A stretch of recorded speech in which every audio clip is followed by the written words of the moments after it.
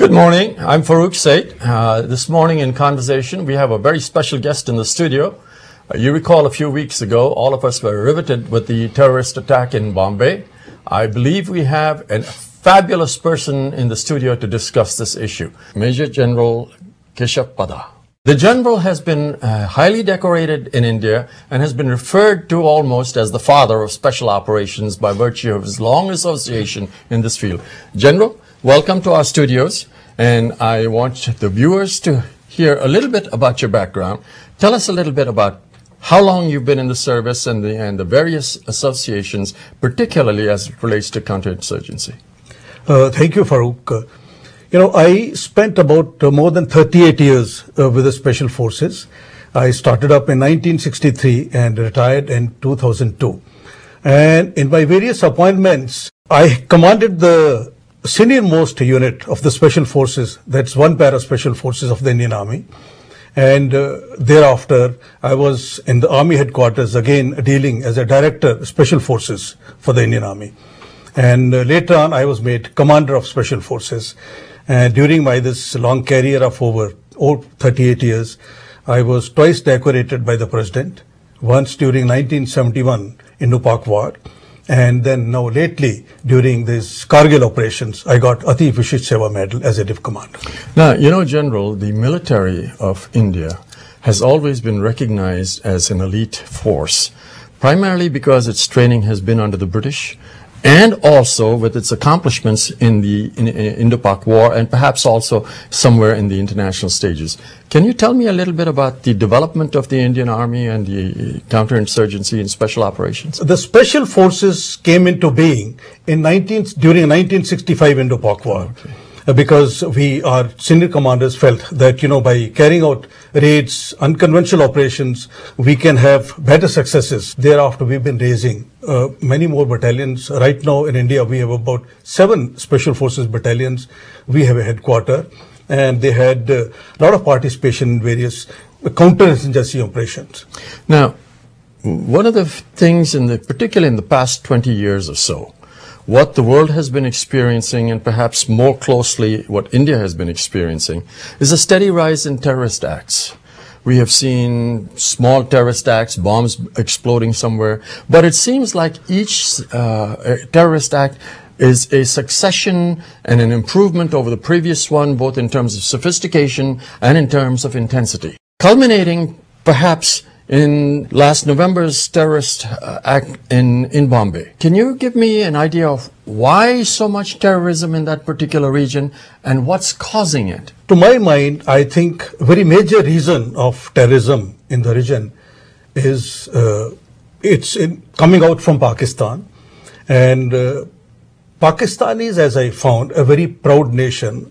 They're very hardworking people, and I have some good friends in this country. But unfortunately, they've been let down by the dictators. In the 60 years of history, Pakistanis, as you know, mostly they've been ruled by dictators.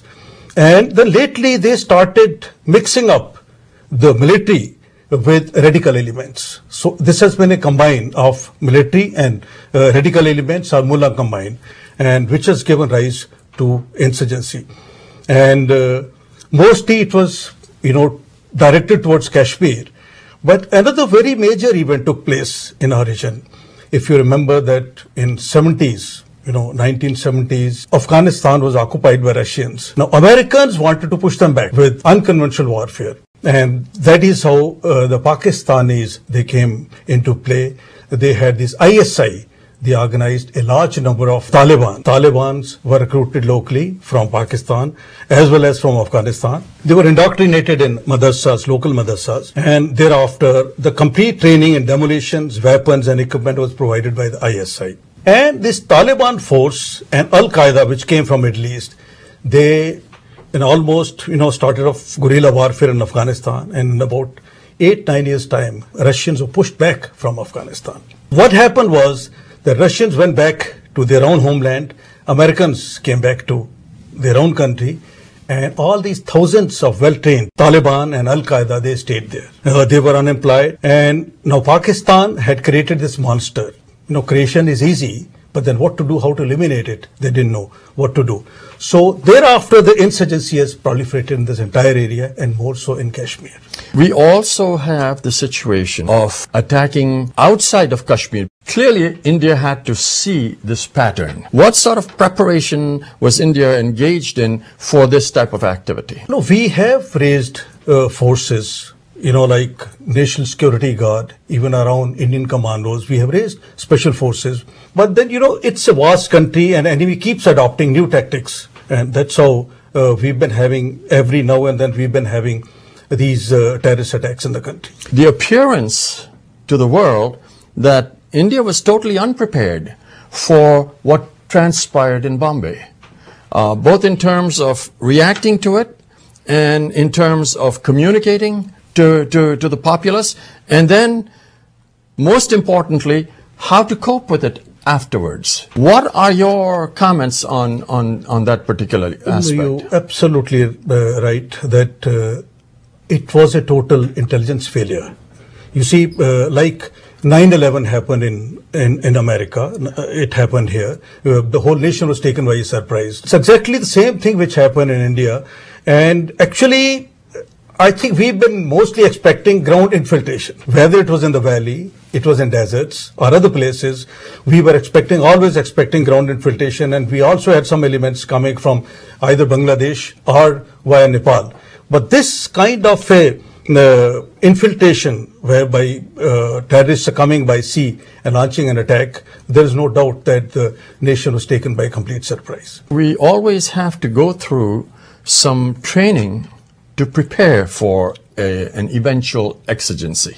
What sort of training do special operation forces or state special police engage in anticipation of an act like this? Mostly people who come in these forces are volunteers. Now, firstly, there's a very detailed selection process for people who serve in these forces.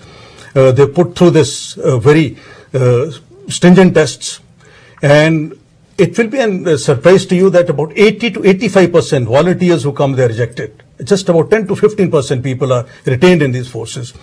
Thereafter, they are given very hard training, and and then again, state-of-the-art equipment. And after that, they are trained in the trades, different trades like anti-hijacking, anti-terrorist operations, and then some commandos are trained carrying out sensitive operations behind enemy lines. So all these guys